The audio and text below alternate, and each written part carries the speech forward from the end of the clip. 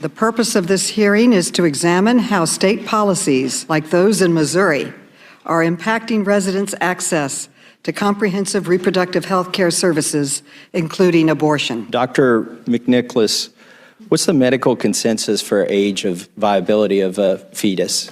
I appreciate the question. So viability is a complicated medical construct. There is no particular gestational age. There are some pregnancies in which a fetus will never be viable.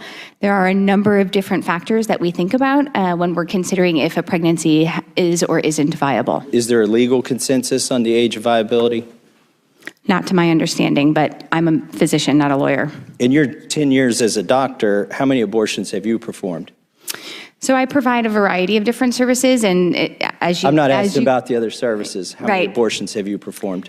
So I can't tell you how many hysterectomies I've done, and I can't tell you how many abortions I've done. I've had a long career of taking care of people for a variety of things. So you manage a facility, or you're the medical overseer of that. Can you tell me how many abortions the facility in Missouri performs each week? I can tell you, and I believe it's publicly available, so I can give you a rough estimate of how many abortions we perform per year, which is, I think, roughly around 3,000. What's the latest term abortion that you've performed, like gestation period in weeks? So my practice includes the provision of abortion up until the point of viability. And again, we already had a discussion about viability not being a... So just give me the number in weeks then. I don't know. You don't remember the number of weeks? That's correct. So what about size of the unborn baby? Do you know the largest baby that you've aborted? I'm not sure how I would even quantify that. If I use the word fetus, do you know, you have no idea the age or gestation period of the fetuses that you're aborting? So again, as I said, my practice includes abortion care through the point of viability, and as we previously discussed, that could be... Let me put it this way. Is there any point of gestation beyond which you personally would not abort a fetus? Again, given that the reality for people choosing abortion is that there are many reasons, there isn't a single thing that defines somebody's choice. It is a reflection of their... You seem to have a hard time saying this. This tells me you have a heart. Or at least you know that people watching this have a heart, and they would be concerned if you would just admit, which you won't admit here, that you would abort a viable fetus for any reason if the law did not prevent it. But it does give me hope that you still know in your heart that's wrong. Mrs. Stuckey. I'm not sure. Can I respond to that really quickly? If you would answer my question, you could, but you won't. So I'm going to use my remaining time asking Mrs. Stuckey, should any reason be a good reason for having an abortion? Absolutely not. It's a child. It's a life inside the womb from the moment of conception onward. And I'm very troubled by how flippantly she said that there are 3,000 abortions performed every year of defenseless human beings, and the remark that abortion is moral. Time has expired. I reckon that kind of logic driving my lifestyle. No, the time has expired. I recognize. Give the others over 2 minutes over, Mr. Chairman. Mr. Chairman, we need to be fair on both sides of the aisle, please, sir. You want to finish your... Please, I'd like for... No, finish your answer.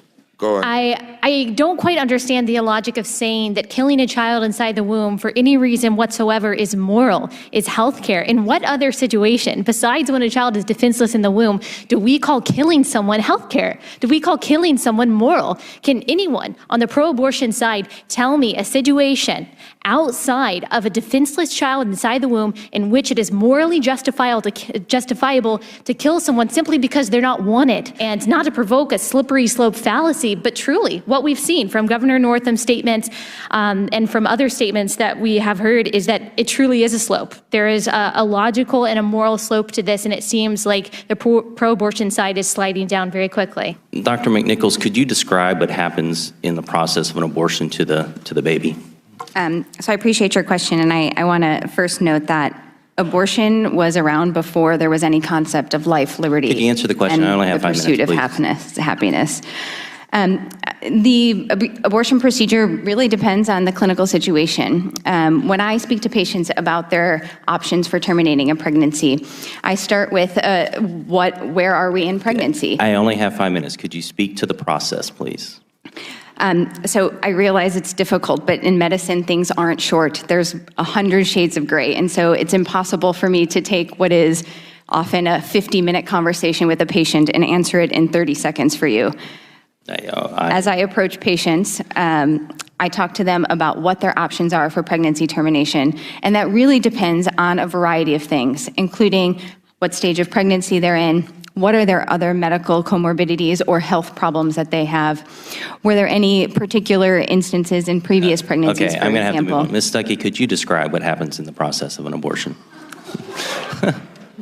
Well, apparently I'm the only one willing to talk about specifics. And it's just free online. Anyone can go look. Even Planned Parenthood's website describes pretty clearly what, for example, a D&C abortion is, which is the taking out of the amniotic fluid, drying that up from the uterus, which is what, of course, the fetus, the baby, needs to survive, and then dismembering the baby limb by limb with forceps. And Ms. Lawrence spoke to that being deceitful or hyperbolic. It's not at all. Please go look online and you can see what an abortion actually is.